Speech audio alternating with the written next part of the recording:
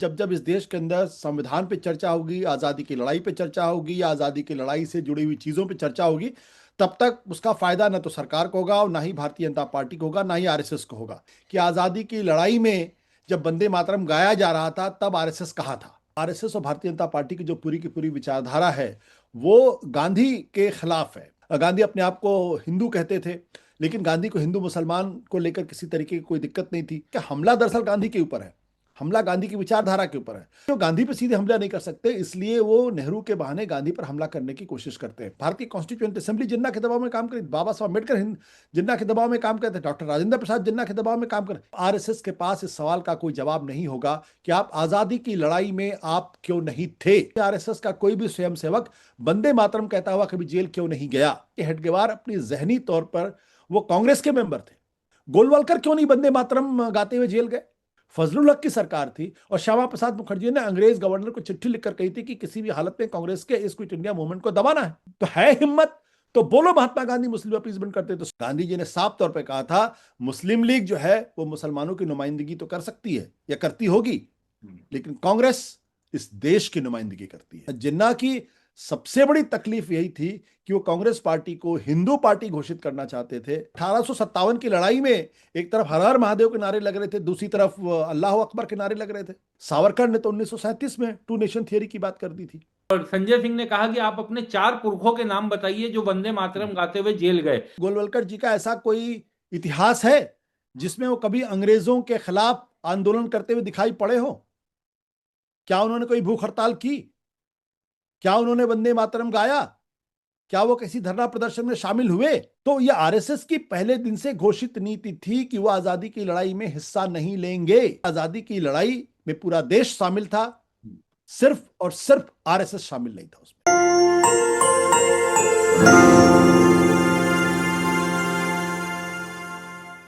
नमस्कार, मैं हूं विक्रांत यादव और आप देख रहे हैं दास स्वतंत्र, आपका अपना चैनल।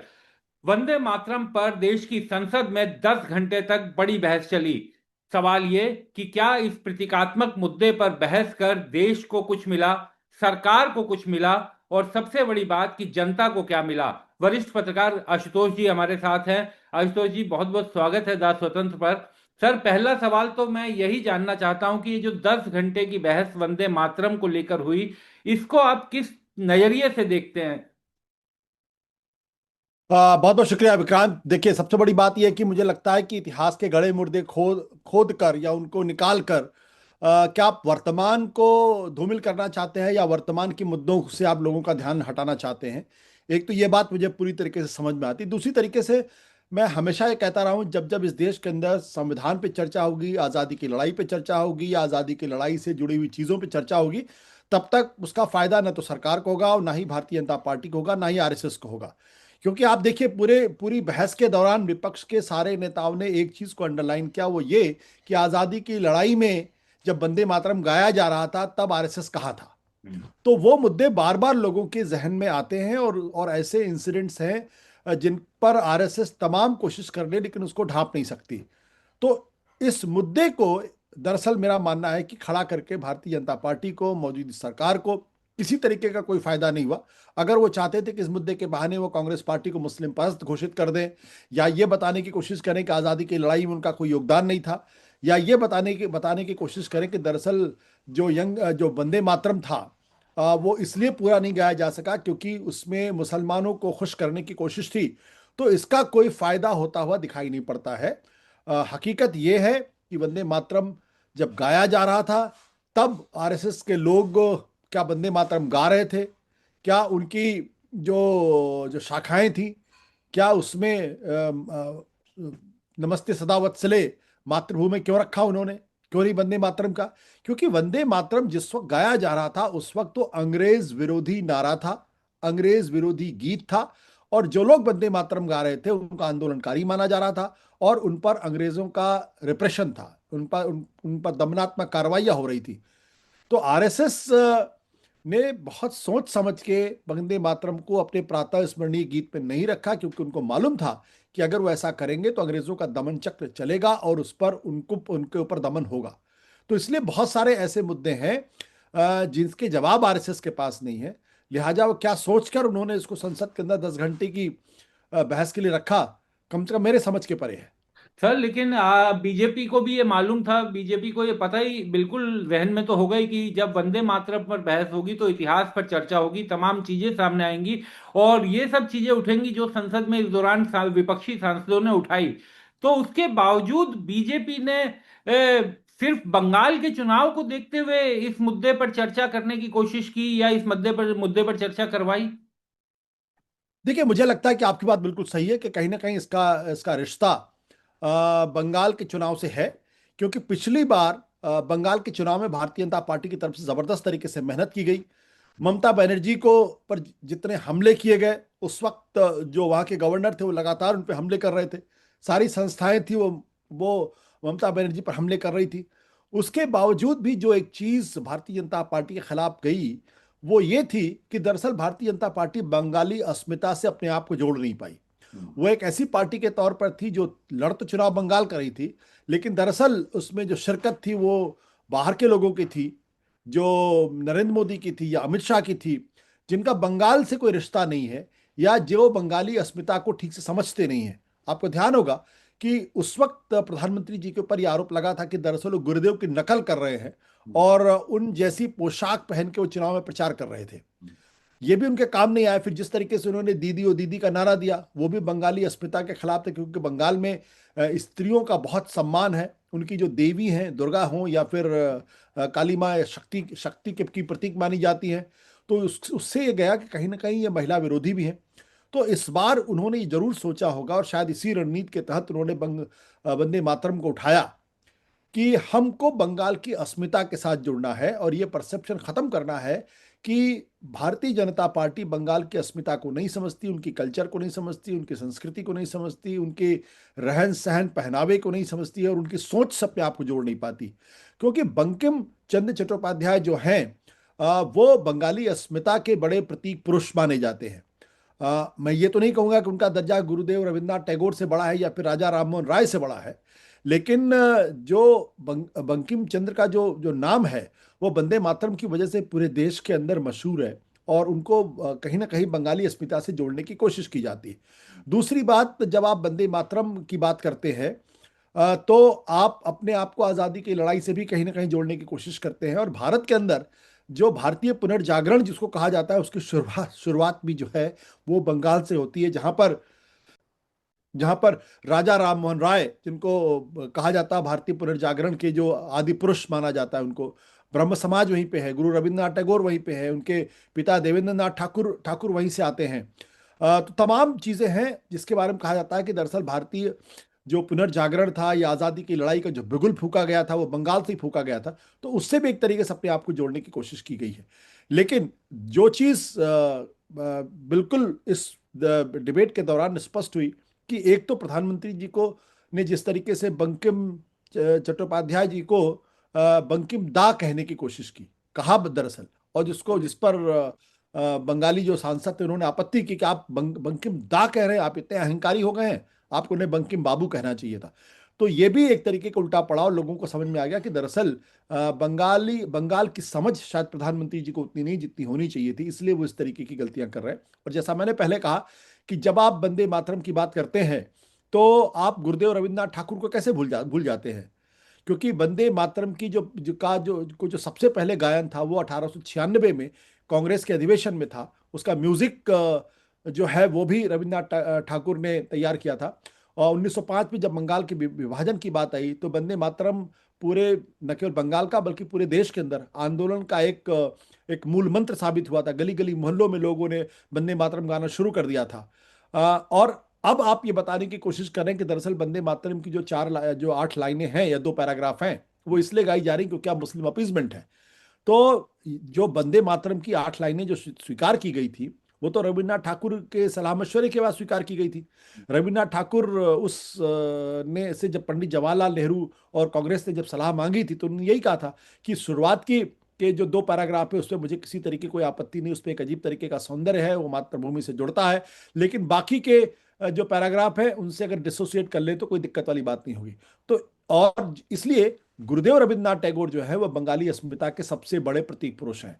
तो एक बात ये भी स्पष्ट हो गई कि दरअसल आप बंकिम और वंदे मातरम के माध्यम से बंगाली अस्मिता से जुड़ने की कोशिश तो कर रहे थे, लेकिन कहीं ना कहीं चाहे अनचाहे आपने रविन्द्रनाथ टैगोर को छोटा करने की कोशिश की है। तो ये बात भी उनके खिलाफ गई। इसलिए मुझे लगता है कि उन्होंने जरूर इसका इस्तेमाल विधानसभा चुनाव के मद्देनजर किया होगा, लेकिन जिस तरीके से डिबेट हुई उसमें उनको कोई फायदा मिलेगा, मुझे इस बारे में पूरी तरीके से संदेह है। सर, आपने गुरुदेव की जो बात की, ये तमाम चीजें इतिहास में लिखी भी हुई हैं, सब जानते हैं इस बात को, लेकिन उसके बावजूद प्रधानमंत्री जब अपनी बात की शुरुआत करते हैं तो वो ये कहते हैं कि नेहरू जी ये जिन्ना के दबाव में आकर ये हटाया गया क्योंकि मुस्लिम उससे खुश नहीं होते या मुस्लिम उसे स्वीकार नहीं करते। तो प्रधानमंत्री जी ने तो अपने भाषण की शुरुआत में ही नेहरू जी पर हमला शुरू कर दिया था। ये जो नेहरू पर हमला है, चाहे वंदे मातरम हो, चाहे तमाम चीजें हो, चाहे कश्मीर का सवाल हो, ये एक बड़ी योजना के तहत नेहरू जी को डिस्क्रेडिट करने की कोशिश की जाती है, दो कारणों से। एक, दरअसल आरएसएस और भारतीय जनता पार्टी की जो पूरी की पूरी विचारधारा है वो गांधी के खिलाफ है। गांधी की जो सोच थी, गांधी की जो समझ थी, गांधी अपने आप को हिंदू कहते थे, लेकिन गांधी को हिंदू मुसलमान को लेकर किसी तरीके की कोई दिक्कत नहीं थी। तो चूंकि गांधी पर ही सीधे हमला नहीं कर सकते, इसलिए गांधी जी के जो उत्तराधिकारी हैं, जिनको गांधी जी ने खुद अपना उत्तराधिकारी नियुक्त किया था, उन पर आप हमले करके दरअसल जिसे कहते हैं ना कि राजा पर हमला करने के पहले आप उनके वजीर को, उनके प्यादों को डिस्क्रेडिट करिए या उनको आप शतरंज से दूर करिए। तो कहीं ना कहीं ये कोशिश का हमला दरअसल गांधी के ऊपर है, हमला गांधी की विचारधारा के ऊपर है, गांधी जो अहिंसा की बात करते हैं उस पर है, और जो वो असली हिंदू जिस तरीके से देश उनको देखता है उस पर है। लेकिन चूंकि वो गांधी पर सीधे हमला नहीं कर सकते, इसलिए वो नेहरू के बहाने गांधी पर हमला करने की कोशिश करते हैं। जो आदमी इतिहास को जानता है वो अच्छी तरीके से इस बात को समझता है कि दरअसल वंदे मातरम सिर्फ नेहरू ने पास नहीं किया था और ना नेहरू ने इसकी शुरुआत की थी। इसके बारे में सुभाष चंद्र बोस ने नेहरू जी को चिट्ठी लिखी थी, गुरुदेव रविन्द्रनाथ टैगोर से उनका उनका उनका सलाह मशवरा हुआ था। उसके बाद एक कमेटी बनी थी, उस कमेटी में उस वक्त के तमाम बड़े लोग शामिल थे। फिर उस कमेटी की जो रिकमेंडेशंस थी वो कांग्रेस वर्किंग कमेटी ने उसको पास किया था, जिसमें महात्मा गांधी थे, सुभाष चंद्र बोस थे, डॉक्टर राजेंद्र प्रसाद थे, नेहरू जी खुद थे, आचार्य कृपलानी थे। तो बड़े बड़े स्टालवर्ट्स थे। तो क्या राजनाथ जी ने अपनी स्पीच में ये कहने की कोशिश की कि महात्मा गांधी, जवाहरलाल नेहरू, सुभाष चंद्र बोस जैसे जाजल्यमान जो अमर महानायक हैं, उनकी सोच इतनी कमजोर थी या उनकी सोच इतनी संकुचित थी कि जिन्ना के दबाव में आके उन लोगों ने फैसला कर लिया कि दो ही पैराग्राफ वहां पे होगा? ये क्या दर्शाता? फिर उसके बाद जो कॉन्स्टिट्यूएंट असेंबली में पास हुआ, कॉन्स्टिट्यूएंट असेंबली में तो बाबा साहब अंबेडकर भी थे, डॉक्टर राजेंद्र प्रसाद उस कॉन्स्टिट्यूएंट असेंबली के अध्यक्ष थे। तो कॉन्स्टिट्यूएंट, और जिसमें श्यामा प्रसाद मुखर्जी खुद मौजूद थे, तो कॉन्स्टिट्यूएंट असेंबली भी गलत कर रही थी। यानी ज्ञान का जो सारा पिंड है वो सिर्फ आज की भारतीय जनता पार्टी के शीर्षस्थ नेताओं के ही पास था। महात्मा गांधी को इतिहास की समझ नहीं थी, महात्मा गांधी को जो है हिंदू मुस्लिम एकता की कोई कोई पहचान नहीं थी, और वो सब जिन्ना के दबाव में काम कर रहे थे। भारतीय कॉन्स्टिट्यूएंट असेंबली जिन्ना के दबाव में काम कर रही थी, बाबा साहब अम्बेडकर जिन्ना के दबाव में काम कर रहे थे, डॉक्टर राजेंद्र प्रसाद जिन्ना के दबाव में काम कर रहे, यहाँ तक कि श्यामा प्रसाद मुखर्जी भी जिन्ना के दबाव में काम कर रहे थे।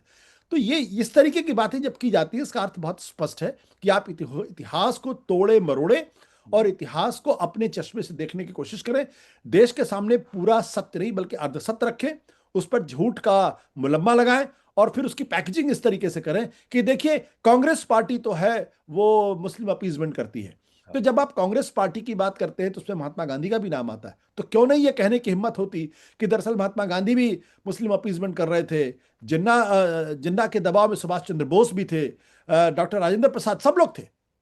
तो इस तरीके की बातें जो तथ्य के परे बातें हैं उसका कोई अर्थ नहीं। और मुझे लगता है कि जब जब इस देश के अंदर संविधान पे चर्चा होगी, जब जब इस देश के अंदर आजादी की लड़ाई का जिक्र आएगा, तब तब आरएसएस के पास इस सवाल का कोई जवाब नहीं होगा कि आप आजादी की लड़ाई में आप क्यों नहीं थे। आपका कोई आदमी वंदे मातरम का तराना गाते हुए फांसी के फंदे पर क्यों नहीं चढ़ा? आपका कोई आदमी, आरएसएस का कोई भी स्वयंसेवक वंदे मातरम कहता हुआ कभी जेल क्यों नहीं गया? आरएसएस का कोई भी स्वयंसेवक क्या कारण था कि वो आजादी की लड़ाई में शिरकत नहीं की? हेडगेवार के बारे में कहते हैं उन्होंने शिरकत की, लेकिन ये मत भूलिए कि हेडगेवार अपनी जहनी तौर पर वो कांग्रेस के मेंबर थे, और कांग्रेस के 1930 में जब सत्याग्रह आंदोलन गांधी जी ने लॉन्च किया तो उन्होंने आरएसएस की जो सरसंघचालक का पद था वो छोड़ा, और उन्होंने कहा कि आरएसएस इस लड़ाई में हिस्सा नहीं लेगा। अगर कोई स्वयंसेवक इसमें हिस्सा लेना चाहता है तो उसको आरएसएस छोड़नी पड़ेगी। तो ये तो इतिहास के तथ्य हैं। गोलवलकर क्यों नहीं वंदे मातरम गाते हुए जेल गए, मुझे बताइए भाई। गोलवलकर क्या कभी एक दिन के लिए भी जेल गए थे? एक दिन के लिए भी जेल गए थे कि आरएसएस के लोग? भाई गोलवलकर 1940 में आरएसएस के प्रमुख बन गए, लेकिन जब क्विट इंडिया मूवमेंट चल रहा था तो यही श्यामा प्रसाद मुखर्जी, जो बाद में जनसंघ के नायक बनते हैं कश्मीर के मुद्दे को लेकर, वो उन्हीं फजलुल हक के साथ सरकार में शामिल थे जिन्होंने 1940 के लाहौर अधिवेशन में, मुस्लिम लीग के अधिवेशन में पाकिस्तान का प्रस्ताव रखा था। और वो डिप्टी प्राइम मिनिस्टर थे, फाइनेंस मिनिस्टर थे, फजलुल हक की सरकार थी, और श्यामा प्रसाद मुखर्जी ने अंग्रेज गवर्नर को चिट्ठी लिखकर कही थी कि किसी भी हालत में कांग्रेस के इस क्विट इंडिया मूवमेंट को दबाना है। ये सारे सवाल तो आएंगे लोगों के सामने, और जब आएंगे तो उसका जवाब इनके पास नहीं होगा। तब ये क्या कहेंगे? ये अपोजिशन के ऊपर हमले करेंगे, आप तो मुस्लिम अपीजमेंट करते हैं। तो है हिम्मत तो बोलो, महात्मा गांधी मुस्लिम अपीजमेंट करते थे, सुभाष चंद्र बोस मुस्लिम अपीजमेंट कर रहे थे, आचार्य कृपलानी मुस्लिम अपीजमेंट कर रहे थे, बाबा साहब अंबेडकर, राजेंद्र प्रसाद, सब लोग मुस्लिम अपीजमेंट। है हिम्मत तो कहिए। लेकिन आप ये नहीं कहते, आप सिर्फ नेहरू को टारगेट करते हैं। तो इसका अर्थ साफ है कि आप दरअसल नेहरू के बहाने मौजूदा कांग्रेस पार्टी को डिस्क्रेडिट करना चाहते हैं और भारत को कांग्रेस मुक्त बनाना चाहते हैं। ये भी एक विडंबना ही है सर कि उस समय जब आजादी की लड़ाई, जंगे आजादी लड़ी जा रही थी और संघर्ष चल रहा था, तो जिन्ना और उनके समर्थक कांग्रेस को हिंदुओं की पार्टी कहती थी, और आज बीजेपी और आरएसएस कांग्रेस को मुसलमानों की पार्टी उसी संदर्भ में बोलती है, उस समय के जो घटनाएं और तात्कालिक चीजें हुई थी। बिल्कुल। गांधी जी ने कभी भी जिन्ना के इस प्रस्ताव को नहीं माना कि जो प्रोविजनल गवर्नमेंट बन रही थी, उस प्रोविजनल गवर्नमेंट में गांधी जी हिंदुओं को नॉमिनेट करो, मुस्लिम लीग मुसलमानों को नॉमिनेट करें। गांधी जी ने साफ तौर पे कहा था मुस्लिम लीग जो है वो मुसलमानों की नुमाइंदगी तो कर सकती है या करती होगी, लेकिन कांग्रेस इस देश की नुमाइंदगी करती है।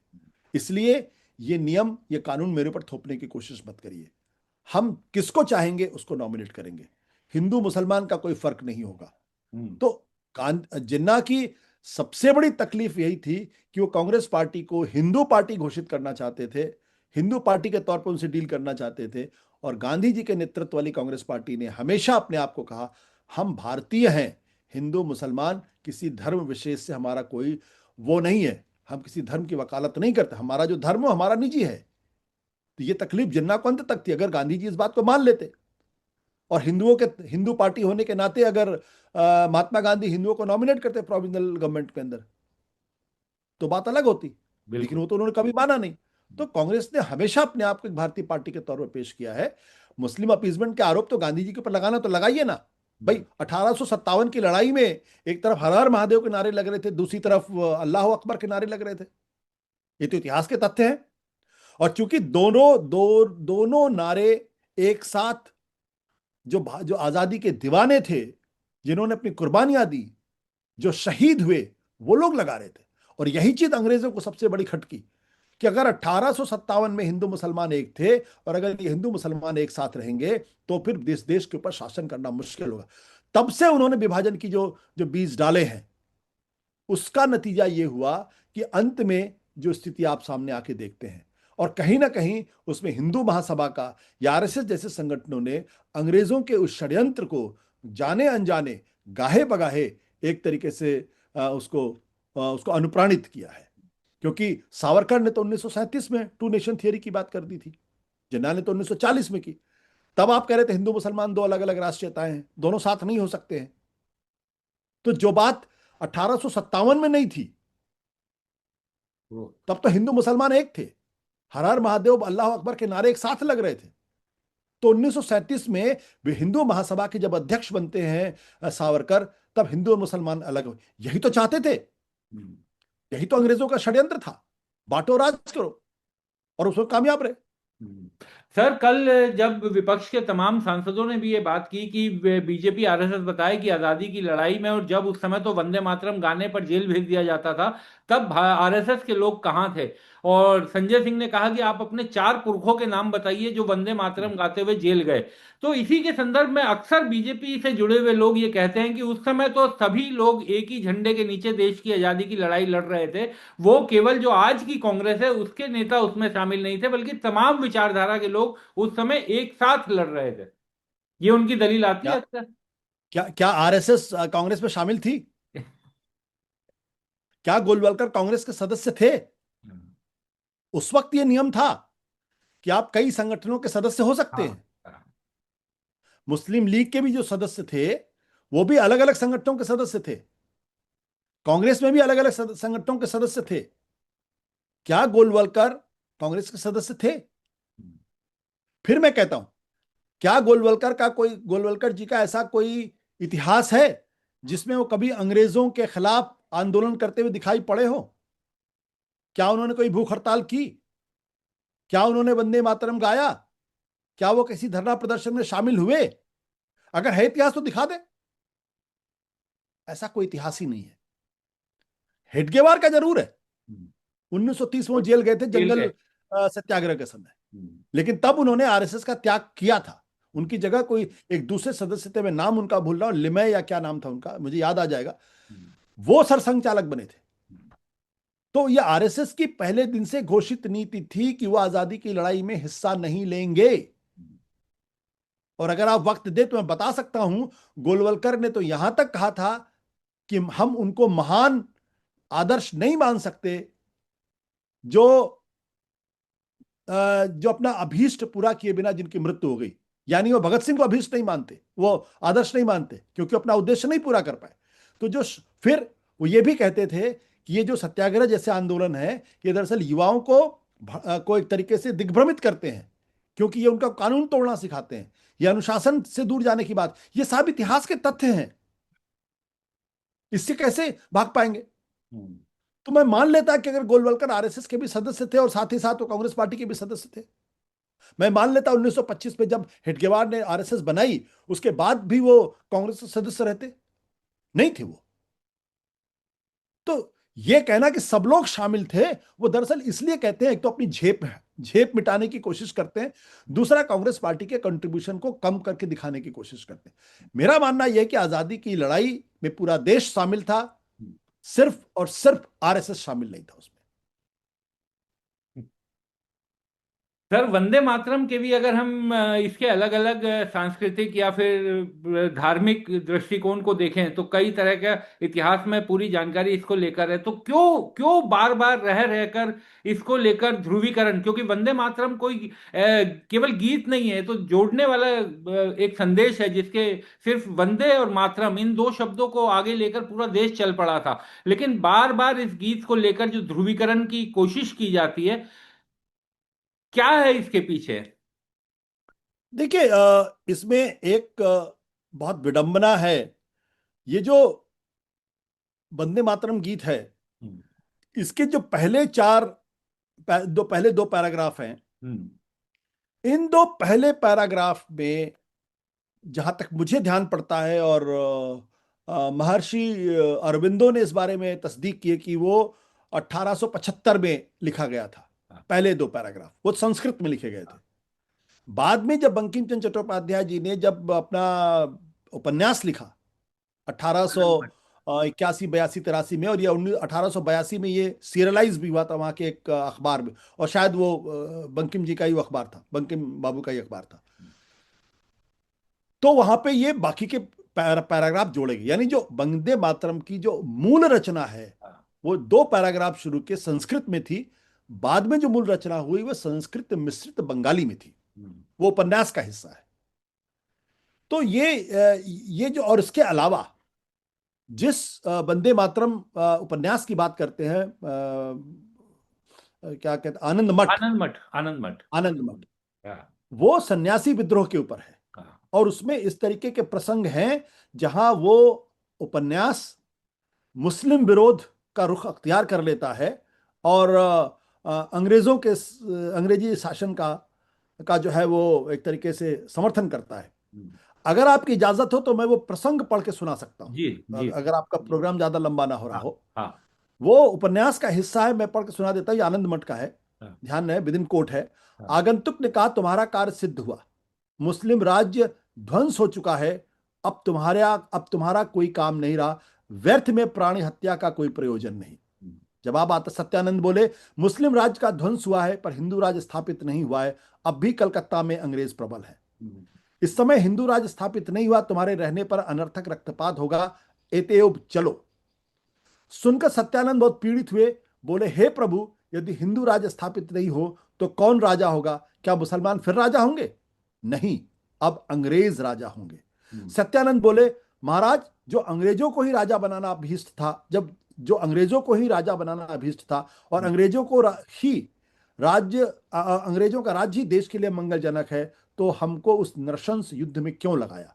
हम्म। महापुरुष ने कहा, तुम्हारा व्रत सफल हुआ, माता का मंगल सिद्ध हुआ, अंग्रेज राज स्थापित हुआ, युद्ध विग्रह का परित्याग करो, लोग खेती बाड़ी में लगे, पृथ्वी शस्य शालिनी हो, लोगों की श्री बढ़े। महापुरुष ने कहा, शत्रु कौन है? अब शत्रु नहीं रहा, अंग्रेजों का राज्य मिश्र राज्य है और अंग्रेजों के साथ युद्ध में विजय हो ऐसी शक्ति किसी में नहीं है। अब इसको पढ़ने के बाद आप क्या समझेंगे? हम्म। कि हिंदू राज्य की स्थापना करना चाहते थे, वो सवाल पूछ रहा जो एक नायक उसका है। हम्म। मुस्लिम राज्य ध्वस्त हुआ है और अंग्रेजी राज्य से कोई कोई तकलीफ नहीं थी। तो इतिहास में इसकी विवेचना इस तरीके से की जाती है कि दरअसल बंकिम बाबू जो थे वो अंग्रेजों के शासन में डिप्टी कलेक्टर थे, हाँ। और जब उन्होंने उपन्यास लिखा था तब वो अंग्रेजों के लिए के एक तरीके से साथ थे। तो शायद उन्होंने अंग्रेजी राज्य के खिलाफ जाना उचित नहीं समझा, ऐसा इतिहास में लोग इसकी विवेचना करते हैं। अच्छा। मैंने चूंकि पूरा आनंद मठ उस तरीके से नहीं पढ़ा जिस तरीके से पढ़ना चाहिए, बट ये प्रसंग अगर आप सुने तो इससे साफ लगता है कि अंग्रेजी राज से उनको कोई दिक्कत नहीं थी। खैर, ये तो इतिहास की विवेचना का प्रश्न है। तो बाद में ये कहा जाता है कि ये जो लिखा गया उसमें नीचे वो दुर्गा शक्ति और काली की बात की गई है, और मुसलमानों को इस बारे में आपत्ति थी कि दरअसल हमारा धर्म जो है वह बुत परस्ती को नहीं मानता है, और इसलिए हम ऐसा कोई गीत नहीं गा सकते जिसमें किसी बुत की या किसी देवी देवता की तारीफ की गई हो। मुसलमानों का अपना एक अंडरस्टैंडिंग, मेरा मानना है कि राष्ट्रगीत एक ऐसी चीज है जो इन सब चीजों से ऊपर उठ के उसको गाना चाहिए। जावेद अख्तर ने साफ तौर पर संसद में कहा कि मैं वंदे मातरम से मेरा कोई विरोध नहीं है, लेकिन जैसे हिंदुओं में कट्टरपंथी लोग हैं उसी तरीके से मुसलमानों में भी कट्टरपंथी लोग, उसीलिए दूसरे धर्मों में भी कट्टरपंथी लोग हैं। मौलाना मदनी जैसे लोग हैं कि हम मर जाएंगे लेकिन हम वंदे मातरम नहीं गाएंगे। हम्म। तो मुसलमानों के भी जो प्रबुद्ध लोग हैं उनको इस तरीके की बातें नहीं करनी चाहिए। जो 2 पैराग्राफ शुरू के हैं उनमें किसी देवी देवता का हाँ। किसी तरीके का कोई कोई वो नहीं, और जो कहता है वो दरअसल ना तो इतिहास को समझता है, वो सिर्फ एक धर्म जिसे कहते हैं ना कि कट्टरपंथ का एक तरीके से उसमें उसमें कट्टरपंथ एक तरीके का है, और उसके वसीभूत होकर लोग इस तरीके की बात करते हैं। अब आप कहिए वंदे मातरम, हम्म। अगर आप पूरा सुन लें हाँ। क्या है। वंदे मातरम, सुजलम सुफलम मलेज शीतलाम, शस्य श्यामलाम, मातरम। शस्य श्यामलाम मातरम, अ, शस्य श्यामलाम मातरम, वंदे मातरम। यह है। शुभ्र ज्योत्सना पुलकित यामिनी, फुल्ल कुसुमित द्रुमदल शोभिनी, सुहासिनी, सुमधुर भाई। भाषिनी, सुखदम वरदम वंदे मातरम। इसमें कहां पे है? इसमें तो सीधे मातृभूमि के बारे में बात की गई है हम्म। कि भाई जो जो सुजलाम मतलब जल, सुफलाम यानी फल, मलेज शीतलाम यानी हवा केरल पानी की फल। मलय की पहाड़ियों से जो शीतल हवाएं आती हैं हम्म। उसकी। ये कहा गया कि जिस तरीके से हमारे जहां पे रात्रि जो है वो शुभ्र ज्योत्सना पवित्र प्रकाश से जो सुशोभित होती है, जहाँ के जो पेड़ हैं शोभिनी, दुर्मदल माने पेड़ पेड़। के जो जो कुसुम है, जो फूल हैं, वो जिससे शोभायमान है, सुहासिनी है जो मुस्कुराती रहती है, सुमधुर जो मधुर वाणी में बात करती है, ऐसी माँ सुखदाम, सुख दे वरदान दे। इसमें कहा किसी ईश्वर का गुणगान है, इसमें कहा किसी देवी देवता का गुणगान है। तो क्यों मुसलमान मुस्लिम कट्टरपंथियों के गाने में दिक्कत है? हाँ। तो मुस्लिम कट्टरपंथी भी गलत कर रहे हैं, हम्म। और जब वो इसका विरोध करते हैं तो हिंदू कट्टरपंथियों को या हिंदुत्ववादियों को एक तरीके से ऑक्सीजन मिलती है। मिलता है। मेरा मानना यह है कि राष्ट्रगीत उसको गाने में किसी को किसी तरीके की कोई दिक्कत नहीं होनी चाहिए। उसका विरोध करने का कोई अर्थ ही नहीं है। जिसको महात्मा गांधी ने स्वीकार किया हो, गुरुदेव रविन्द्रनाथ टैगोर ने स्वीकार किया हो, हमारी आजादी की लड़ाई के तमाम महान पुरुषों ने स्वीकार किया हो, वो सांप्रदायिक हो ही नहीं सकता। और जो ये कहते हैं, या तो उनको इतिहास की समझ नहीं है, या फिर वो निरे मूर्ख है। सर, एक अंतिम सवाल मेरा सिर्फ इतना कि इंडिगो का इतना बड़ा संकट चल रहा है, लाखों लोग परेशान हुए, क्लब में आग लगती है, गोवा में 25 लोग मारे जाते हैं और उसका मालिक जो है, दोनों भाई फरार हो जाते हैं, बेरोजगारी, महंगाई, आर्थिक स्थिति खराब, इन सब चीजों को छोड़ करके हम वंदे मातरम पर चर्चा कर रहे हैं। वंदे मातरम पर पूरे देश को गर्व होना चाहिए, लेकिन ये जो आम लोगों की समस्याएं हैं, इन पर कब चर्चा होगी, कब इस पर बहस होगी? ये चर्चा चाहते नहीं है। अगर इस पे चर्चा होगी तो बहुत सारे मुद्दे खुलकर सामने आएंगे कि आज की अर्थव्यवस्था की स्थिति क्या है, भारत अंतर्राष्ट्रीय मंच पर इतना कमजोर क्यों दिखाई पड़ता है, डोनाल्ड ट्रंप अमेरिका के राष्ट्रपति क्यों भारत के ऊपर लगातार टैरिफ पर टैरिफ लगा रहे हैं, भारत की विदेश नीति पूरी तरीके से असफल क्यों है। तमाम मुद्दे हैं जिस पर चर्चा वो नहीं करना चाहते। और तो और, अर्थव्यवस्था को लेकर तमाम बड़ी बड़ी बातें की जा रही कि हमारी अर्थव्यवस्था 8.2% के हिसाब से ग्रो कर रही है। इस सवाल का जवाब कौन देगा कि आईएमएफ ने भारत के जो आंकड़े हैं उनको सी कैटेगरी में डाल दिया है। पहली बार ऐसा हुआ। सी कैटेगरी, आप सोचिए, इसका मतलब यह कि अंतर्राष्ट्रीय मंच पे भारत के जो जीडीपी के आंकड़े हैं उनको कोई गंभीरता के साथ नहीं लेता, और उनका मानना है कि ये आंकड़े सही नहीं है। इस पर बहस क्यों नहीं होती? क्योंकि इन सब चीजों से लोगों का ध्यान भटकाया जाए, इसलिए ऐसे मुद्दे लाए जा रहे हैं जिसका आज की तारीख में कोई रेलिवेंस नहीं है। वंदे मातरम हमारी आत्मा में बसता है, और जो लोग इसको नहीं गाते या इसका विरोध करते हैं वो निरे मूर्ख हैं, उनको इग्नोर कर देना चाहिए। लेकिन चूंकि वंदे मातरम का प्रश्न खड़ा करके आप देश के अंदर हिंदू मुसलमान की खाई को बढ़ाना चाहते हैं, बंगाल के चुनाव के दौरान आप वोटों की फसलें काटना चाहते हैं, इसलिए आप ऐसे मुद्दे लेकर आते हैं। बहुत बहुत शुक्रिया आशुतोष जी, आप हमारे साथ जुड़े, चर्चा में हिस्सा लिया, बहुत बहुत शुक्रिया सर। धन्यवाद।